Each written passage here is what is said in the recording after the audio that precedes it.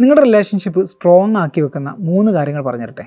ഇതിൽ മൂന്നാമത്താണ് കേട്ടോ ഏറ്റവും ഇമ്പോർട്ടൻറ്റ്, ശ്രദ്ധിച്ച് കേൾക്കാം. Number 1, no backbiting. നിങ്ങൾക്കിടയിലുള്ള പ്രശ്നങ്ങൾ മൂന്നാമതൊരാൾ അറിയാൻ ഇടയാവരുത്.